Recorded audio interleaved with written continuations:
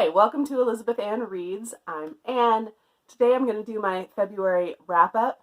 I read 10 books in the month of February, which I'm really excited about. 7 of them were historical fiction. I was participating in Historathon. I will link the hosts of that down below. So I read 7 historical fiction and then 3 other books as well. I'm going to start with the historical fiction so that if that's all you care about, you can leave after that and you don't have to listen to me talk about the last 3. So let's get started.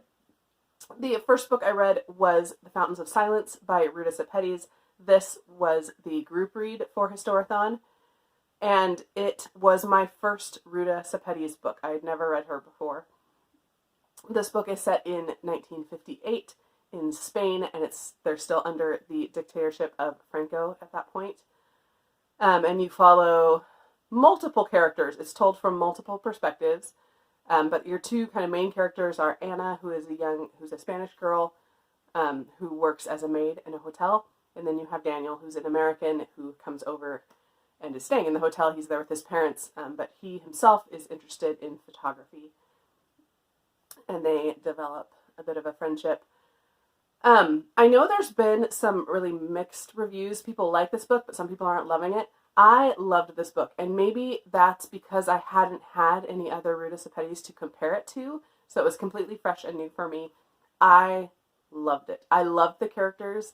I loved the way she built relationships. It wasn't overly romance-focused. There is romance, but it's a very small part of kind of the bigger story. Some people are saying they had trouble getting into it. I did not have that problem. I picked it up on a Sunday and sat down and read the first 150 pages in one setting, and so I was immediately into it. And in this book, you kind of get to see kind of the contradiction of what was happening in Spain at the time, how the way that Spain was being presented to the Americans and what we were being shown, and then what was actually going on with the Spanish people at the time. You get Anna's story as well as her family and her parents, and you know what it means to be more or less a traitor to the government, to not agree with what's happening and to stand against it, and the results of that and the consequences of that and what it can look like. And I just thought it was a really beautiful story. I loved learning about this time. I didn't know anything about this period or this place, and I really, really loved it. I do think the ending is a tiny bit weak. Most people are mentioning this, there is kind of a big time jump at the end, and then the last 100 pages take place several years later, and that's bothering a lot of people. The time jump itself did not bother me. I wanted to feel more the frustration of the people during that time that's not written about. You jump from this event to this event, and then there's this big gap of time, and I wanted to feel their feelings during this time gap. And part of that is just me and the fact that I like a little bit of tragedy in my books and a little bit of ache in my books. And I felt like we kind of skimmed over that in that big time jump. So for me, the weakest part was the ending, and then a couple people have mentioned too, it just tied up a little too neatly, which I do agree with. But overall, I really thought this was a fantastic book. The next book I want to talk about is Fever 1793 by Laurie, Halse, Sanderson. This is a middle grade story set in 1793 in Philadelphia, and it follows the cholera epidemic that took place at that time. This is another thing I knew nothing about. Evidently, 10% of the population of Philadelphia died in this cholera epidemic. We follow a young girl, Maddie, who I think she's around 14.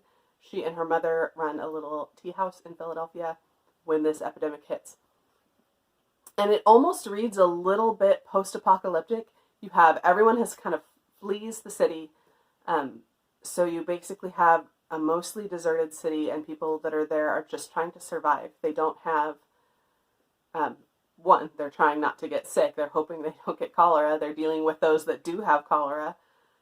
But they're also lacking in supplies because people have fled the city, so stores are closed. Certainly farmers are not coming into the city to sell their produce.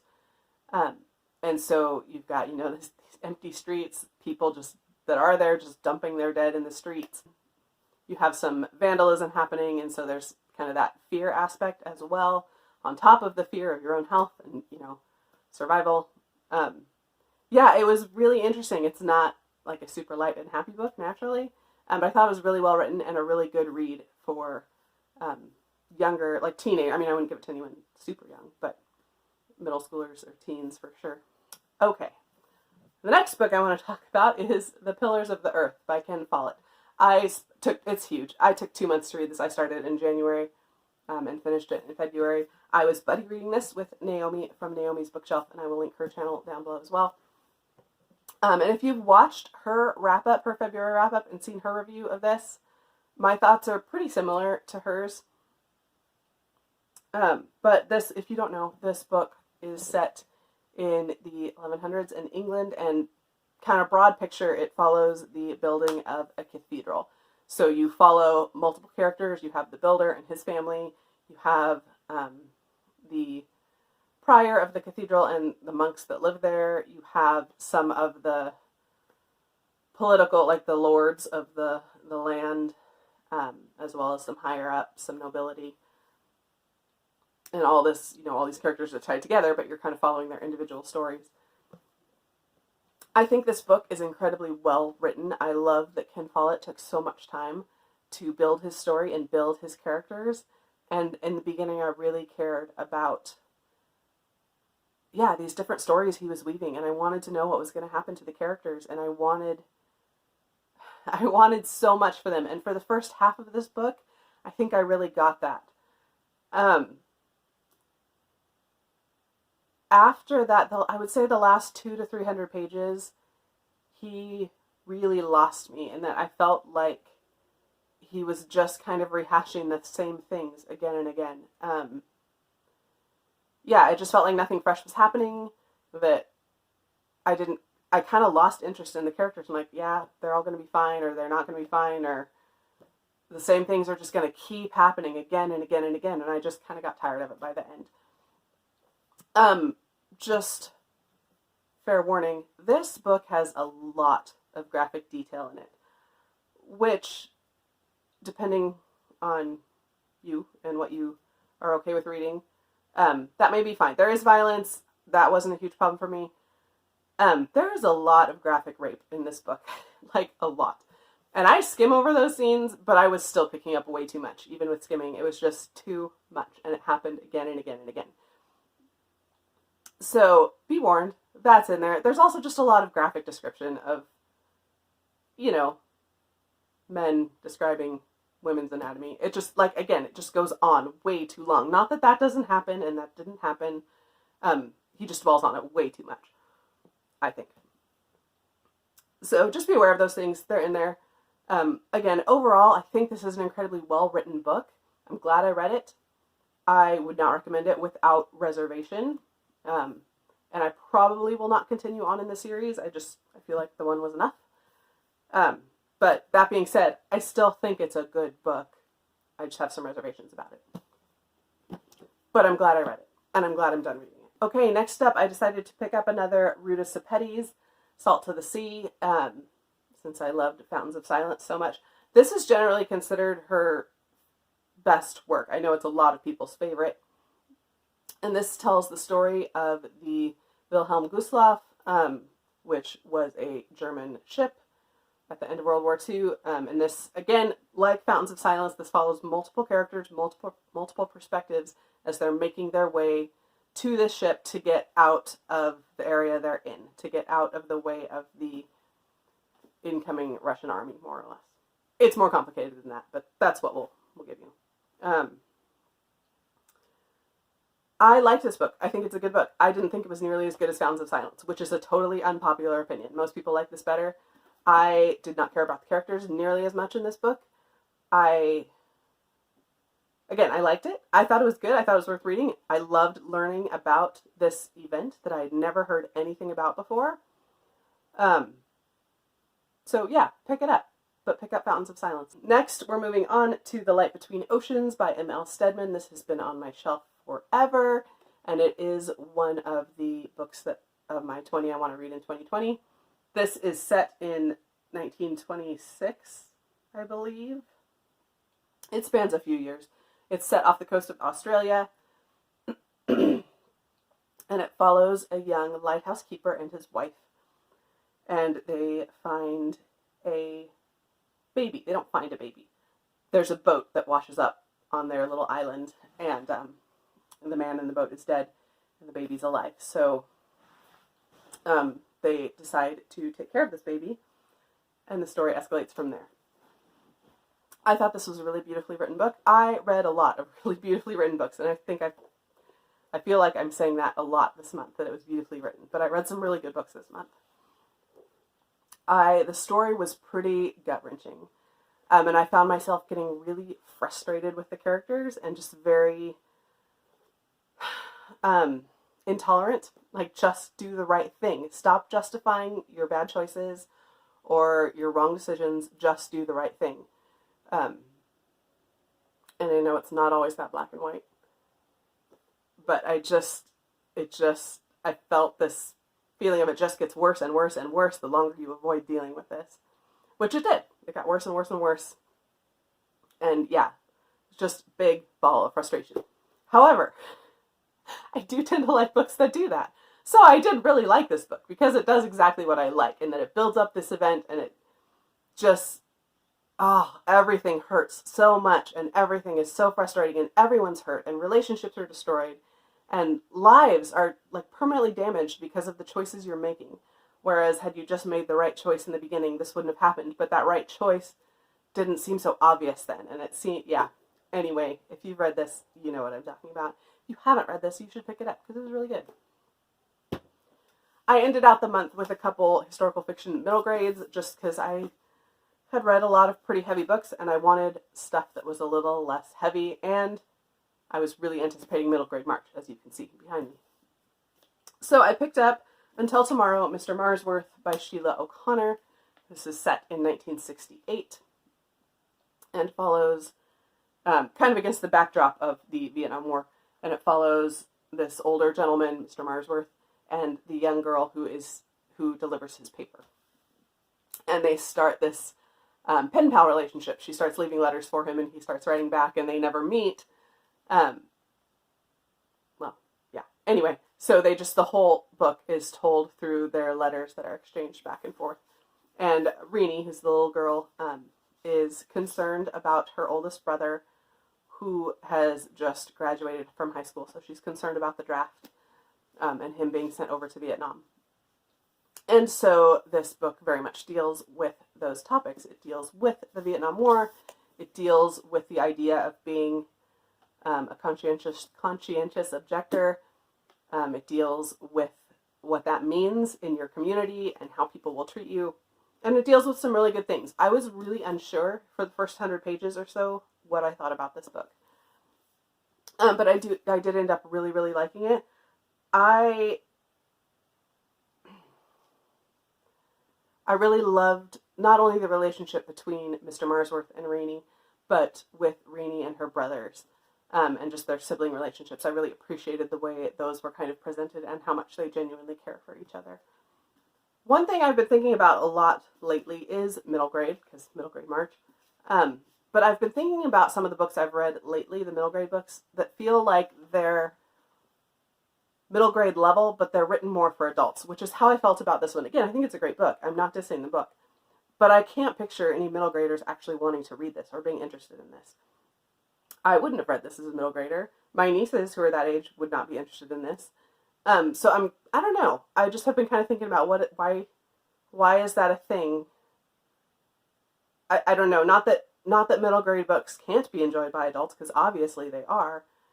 And they should be. A good book should be enjoyed by any age. But I feel like sometimes people are so focused on writing a good book that they think a little less about their audience. And maybe I'm way off. If you have kids that have read this, let me know. I would love to hear what their thoughts were and what your thoughts were about that. But I just don't see middle graders picking this up. That being said, if middle graders did pick this up, I would say that there are conversations that need to happen with the reading of this book. I think the author does a good job of presenting the information pretty well, but the Vietnam War is a pretty complex issue. Most historical events are pretty complex. And whereas this book deals with a lot of feelings, I think conversations need to be had about the reality of the Vietnam War, and from both perspectives, what for those that were in favor of the war and those that were not, and why, and what the reasoning was. And I think those are things that need to be talked about that aren't specifically addressed in the book. They are in there. I just think there needs to be more depth. If you have kids reading this, I think you need to have conversations with more depth to them about kind of the details and the reasoning, and also about how we should treat people that disagree with us, or that we disagree with, and how you can still be a kind and a loving person, and not throw eggs at them, and you can still build relationship with people that you may not agree with on things, and you don't have to be a mean, nasty person because you think someone may be wrong about something. Sorry, that was my little rant. Because again, I don't know a ton about the Vietnam War. I read more after reading this book. I went and looked up some stuff and read some different things. But I think it's a great jumping off point for conversations. The last historical fiction book I read this month was actually a reread, and it was The Long Winter by Laura Ingalls Wilder. I'm very slowly rereading the series, although I'm hoping to kind of breeze through the last 3 books pretty quickly. But this follows them getting snowed in for a winter. Basically, they had 8 months of winter, like 8 months of blizzards. And it's more or less just a survival story. It's them just surviving. It's the trains stop coming because the trains can't get through. They run out of food. They have no way to get supplies. There's no animals around anymore, so they can't hunt really. And yeah, it's just, I loved this. I really loved reading this. It's definitely been one of my favorites in the series to reread. Just the harshness of the winter. I can't imagine having a harsh winter for 8 months. Like, that just blows my mind. And just being able to survive in this tiny little cottage shack, more or less. Surviving on almost nothing for food. And yeah, it's just amazing. You should read it. Okay, so that's it for the historical fiction I read. I'm going to go really quickly through the other 3 books that I read. The first was The Boy, the Mole, the Fox, and the Horse by Charlie Mackesy. Mackesy. And this, I don't even know, like, how to define this. I feel like it's like a literary picture book, almost. You can't even see, sorry. So you've got, beautiful pictures with just a tiny bit of writing on each page. And it's almost just like little words of wisdom or little fables. I mean, it is kind of tied together in a story. Yeah, it was really cute. I heard about this from Murphy Napier. I'll link her channel down below. Because someone had sent it to her and she had read it with her son and really enjoyed it. And it's really beautiful. I just don't know quite how to define it. But it's just these little snippets of, I'm trying to find a good page to show you or to read to you. Here's a good one. It says, "Sometimes I worry you'll all realize I'm ordinary," said the boy. "Love doesn't need you to be extraordinary," said the mole. And it's just little snippets like that. And it's really sweet, and I love the illustrations, and yeah, I would recommend it. I also read Steelheart by Brandon Sanderson.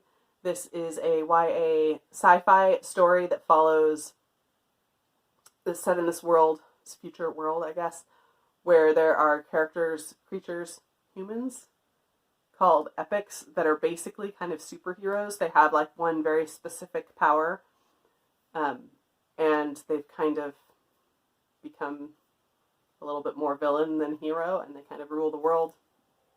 And Steelheart is one of these. And so you follow your young protagonist, David, who is obsessed with epics, and obsessed with learning everything about them, and then he kind of falls in with this group of people that are attempting to take out the epics one by one. And it was really good. I really liked it. It's not like my favorite Sanderson by any means. It's very YA. But I thought it was so funny, and David's a great character. He's just really funny, and he speaks in metaphors that are just hysterically bad. And yeah, it was a really, really fun read. It is the first in the trilogy, so I will continue on with those. at some point. I don't know when. And then the last book I want to mention is All Is Grace by Brennan Manning. This is a memoir. Brennan Manning is was a kind of a theologian and a very deep thinker, and spent his life, like he went through a period of time where he was a priest, but he didn't remain a priest his whole life, and just a very thoughtful person who really wanted to know God and to know how to love people well. He also struggled his entire life with an alcohol addiction. And so this book is kind of that story of his seeking after God and yet having this major thing that he could not get past, that was impacting his life. The only reason I picked this up is I've read some of Brennan Manning's other books, which I've really, really enjoyed. Again, he's a deep thinker and he's a unique thinker, and that he just looks at things a little bit differently, and I've really enjoyed reading his other books. This book, in the end, just left me feeling a little sad, because where I appreciate his realness and that he presents himself as he truly is. He doesn't try to cover up his flaws and his weaknesses. He kind of puts those out for everyone to see. You also see how his inability to control his alcoholism impacted his life and destroyed relationships in his life, and how it became something that just had this hugely detrimental impact on who he was and on everything he did. And we all, I mean, I'm not trying to criticize Brennan Manning, because we all have those things in our lives that we struggle with, but it just left me feeling sad. Like, so much ability and so much potential, and yet he couldn't get past this one thing. But I'm glad I read it. If you're a fan of Brennan Manning, if you've read some of his other works, I would definitely recommend it. If you're not familiar with him, then it's probably not worth picking up. But yeah, that's it. So that's it. Those are the 10 books that I read this month. I would love to hear down below what your thoughts are on any of these. If you've read them or if you're interested in reading them, please let me know. And thank you for watching.